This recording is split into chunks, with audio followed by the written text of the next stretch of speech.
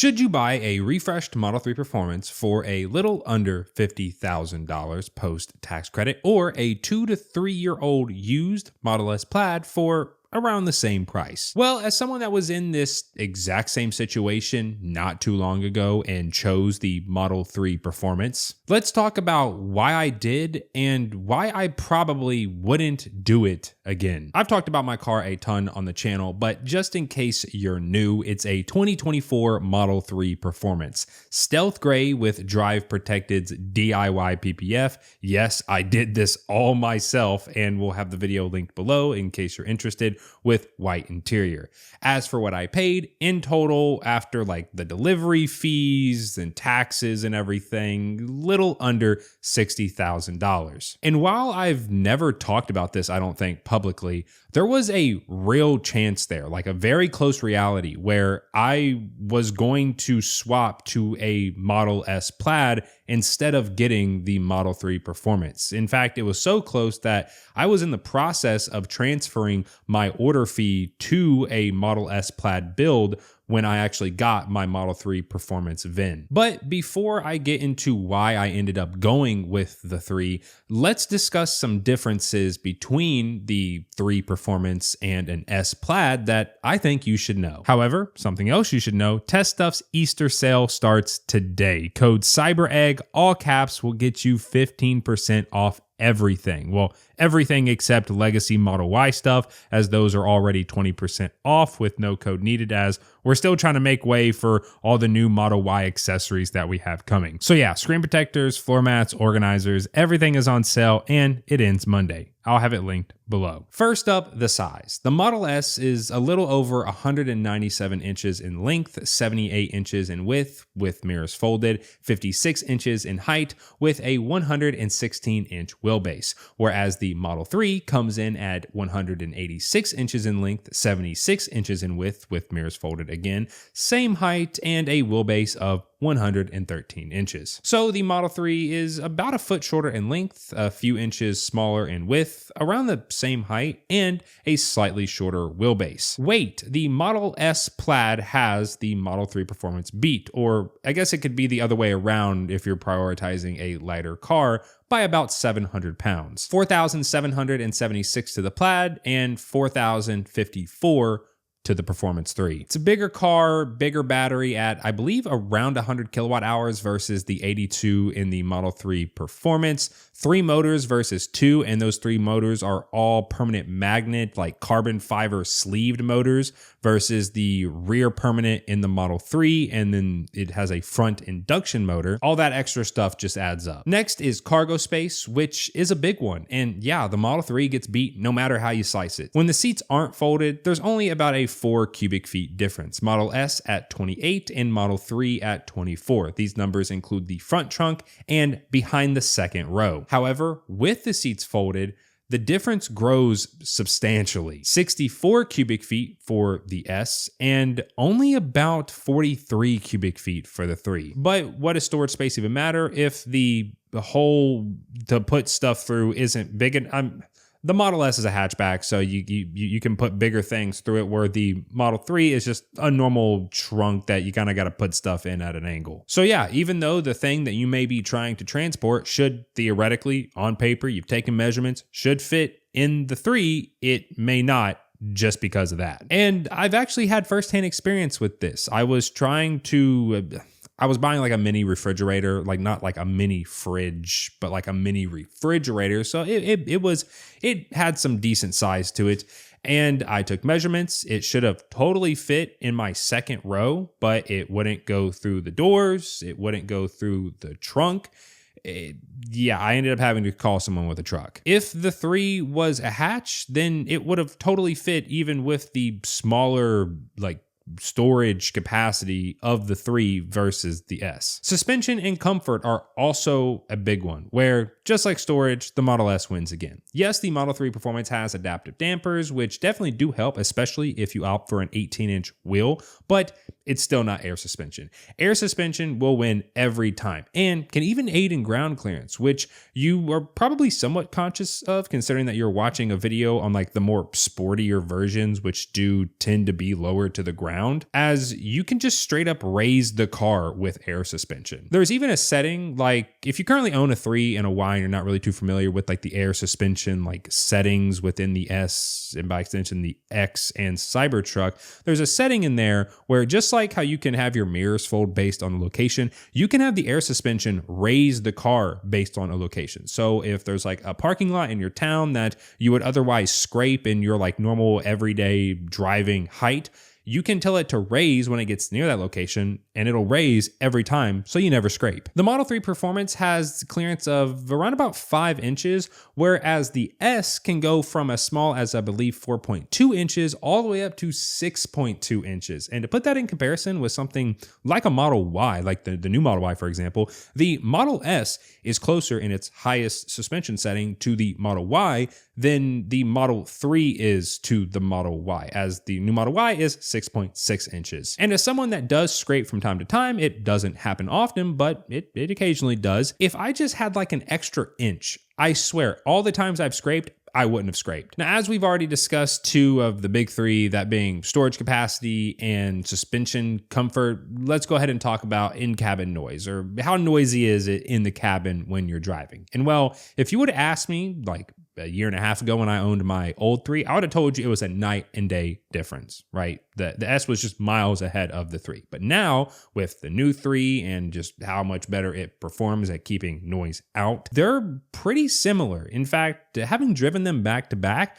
I can't really tell a difference, if any at all. Like the S was, I feel like, slightly quieter, but it was within margin of error. Like I just genuinely cannot tell a difference at all, really. Speaking of in-cabin, rear passengers have more legroom along with wireless chargers on their armrest. Yeah, like the thing that you fold down. Yeah, there's just a wireless charger in there for phones. And they also get an uninterrupted view out the top of the S versus in the 3, there's kind of like that bar. So you kind of got to look straight up instead of like being able to look like slightly up like you could in a Y or an S. As for the front driver's seat, this is probably the biggest difference. You have a whole nother screen, which I personally really like. And I know you can get like third-party screens to attach to the 3, but in my opinion, they're all kind of junk. They run some like crappy Android looking from like 2004 UI, and it just doesn't hold a candle to the OEM screen in the Model S, which the bigger screen in the S is just straight up bigger than the screen in the 3, and by about 2 inches actually. And assuming you have a 22 and up, it also rotates, and it's like motorized where it'll rotate toward the driver or it could rotate toward the passenger. And if you've watched this channel at all before, then you know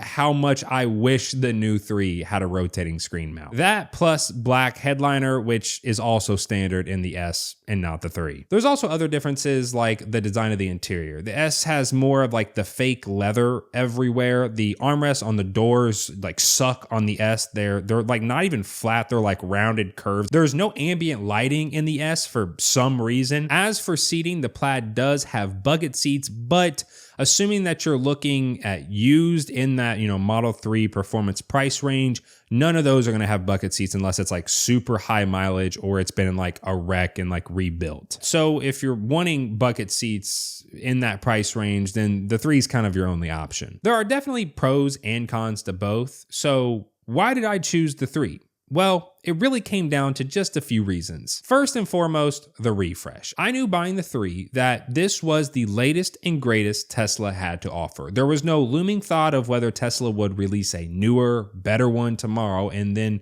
I may have buyer's remorse. Whereas if I had gone with an S, as it hadn't been updated in 4 years, with rumors already like at that point in time circulating about a refresh, and now they're circulating even harder, I couldn't say the same. And even if I didn't really care about the new features in the refresh, a refresh would mean that prices for non-refreshed ones would go down, which in turn would save me more money, meaning that I could buy something one day and then 2 weeks later, it's just significantly less money. So yes, there was definitely an element of this is going to be the new thing for a while. I don't have to worry about a refresh coming out and potentially having features that I would have really liked to have had, or making the price that I just paid for a used one even less, to where had I just waited a few weeks, I would have saved a ton of money. And I would say that's pretty relatable, especially with a car like this that's very tech-like, where a lot of people buying it are also probably the same people that don't buy a new iPhone in August. Another reason was the performance upgrades over the non-performance trims. I was never a fan of how the Legacy 3 and Y had barely any differences when it came to their performance versions. The new Performance 3 though fixed this. It had a front like colored lip, a beefier diffuser, lower to the ground, actual forged wheels that were super light. It looks like a performance version, whereas the S suffers from how the Legacy 3 did as well. The Plaid still looks just like a normal S, which this is actually one of my biggest hopes for the upcoming refresh of the S, that they add something to the Plaid, give it some of that aesthetic performance love that they've shown the 3. The bucket seats were definitely a good start, but seeing as, what aftermarket brands like Unplugged Performance can do, or just what Tesla did to the Performance 3 over the normal 3, they can do a lot more. Next reason, which I did just briefly mention, the ambient lighting. And I know how it sounds, right? Grown man cries over not having colorful RGB lights. But I'm telling you, ambient lighting at night is such a game changer. Every time someone gets in my car at night, it's the first thing they point out, how it just wraps around you. Also, it would appear other people think so too, as Test Stuff's ambient dash light kit for the Legacy 3 and Y is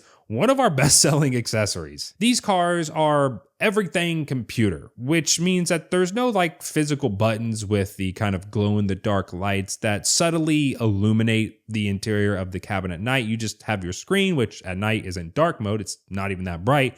And then everything else, you're just staring into just dark emptiness. Reason number 4, software, and by extension, FSD. I've spoken on this before, but Tesla's moneymakers are the 3 and Y. So when it comes to FSD and software, that's what they're going to focus on. Take how you select a parking space to auto park. In the S, it's somewhat convoluted. Like you got to use your scroll wheel. It's really weird if you haven't seen it. Versus the 3, you just tap on the screen. The brand new spring update, like the one that is still coming out, the time I'm recording this video, I don't even have it yet, is just now bringing the blind spot camera view to the front screen of the Model S, where it should have been the whole time. If you care about software or FSD features, the 3 and of course, like by extension, the new Y are the ones to get, as Tesla just cares more about them. And me doing this, well, that's a pretty big reason, as I talk about software and FSD here on the channel. And then the final reason, which is definitely not relatable at all for most people, but I still want to mention it simply because if it wasn't for this reason, I could probably overlook the last 4 reasons we just discussed. Relatability. The Model 3 performance is close enough to the non-performance trims, the ones that are cheaper and people buy more of, that those buyers can still relate to the videos that I put out. And then the buyers that do buy a Model 3 performance can also relate, as well, it actually is a performance. And me just personally liking more performance-oriented cars, it kind of just worked out. It's the same reason why I'm waiting for the Model Y performance. It will be close enough to the non-performance trims that people with those trims can still relate to the videos, still find them useful, and the people that actually do have performance Model Ys that want to see performance Model Y only stuff, well, they can still relate and it'll still scratch that performance itch that I have. Whereas on the flip side, Model S, no one really cares, especially here on YouTube. And I mean, just look at the delivery numbers. Like no one buys an S or an X in comparison to the 3s and Ys, or at least they didn't. I have seen an uptick in interest here on like YouTube and just people talking about them going with a used S simply because the prices now are getting down into more affordable price ranges. So to give you a straight answer, if this wasn't my job, I would more than likely choose a Plaid if I had to do it again, assuming I could find a good one, which is definitely a challenge, as Plaids being 1,000 horsepower straight line monsters are used for just that, and a lot of them get beaten to death at strips. A Plaid feels twice as fast as a new Model 3 performance, and in fact on paper is twice as fast up top at around 4 seconds on the 60 to 130 versus around 9 seconds on the Performance 3. More storage. In fact, I know a lot of people that want a sedan but need more space than the 3 has to offer. But they either don't like SUVs, they don't like the look of the Y or even the new Y, and they just end up getting a used S. Better suspension, more screen. I'd get some form of like aero exterior kit to make it look a little bit more aggressive over the long range S, and then like an ambient interior lighting kit, and I just call it a day. I know a lot of like new performance Model 3 owners watch my videos, and I'm not trying to talk bad about the car. Like, I really do love the car and will more than likely own it until Tesla like refreshes the 3 again in like 5+ years. But having lived with the new Performance 3 for over 10,000 miles now, I wouldn't mind trading some of that lightweight, more nimble in the corners, easier to park for a little bit more storage, and especially 1,000 horsepower. Like I said though, it can be challenging to find a good used Plaid. If I was currently shopping for a used Plaid, I'd be looking for the following. 1, it would have to have hardware 4. Even if this wasn't my job, I just wouldn't, at this price point, being around 50 into like the low $60,000 range, buy a hardware 3 Tesla. I just wouldn't do it. It would also need to have the rotating screen mounts, but I don't think that there are hardware 4 Model S's that don't have these. I think you'd have to go back to hardware 3. I'd be looking for sub 50,000 miles, as if you're under 50,000 miles and you still have Tesla's like bumper to bumper warranty, meaning that they'll pretty much fix anything that's not battery and drivetrain related. As battery and drivetrain related stuff, you actually have 150,000 miles. So assuming you can find sub 50,000 miles on the odometer, you'll still have 100,000 miles of that other warranty left. But for that 50,000 mile warranty, squeaks, rattles, just weird stuff going on, Tesla should fix. And if I wasn't in a rush, I would kind of just keep my eyes out, but also be waiting for the refresh to happen, meaning that could potentially drive the prices of the, early 2024s. You may be able to find a sport bucket seat in there with like slightly higher mileage for that $60,000-ish price range. But that's just what I would be looking for if I was currently in the market for a used Model S Plaid. If you recently purchased a new Model 3 Performance over a used Model S Plaid, why? And vice versa, if you recently purchased a new to you used Model S Plaid over a new Model 3 Performance, why? I would love to hear your reasoning. If you are new around here and you want to see more Tesla related stuff in your YouTube feed, then feel free to subscribe, and I will see you all in the next one.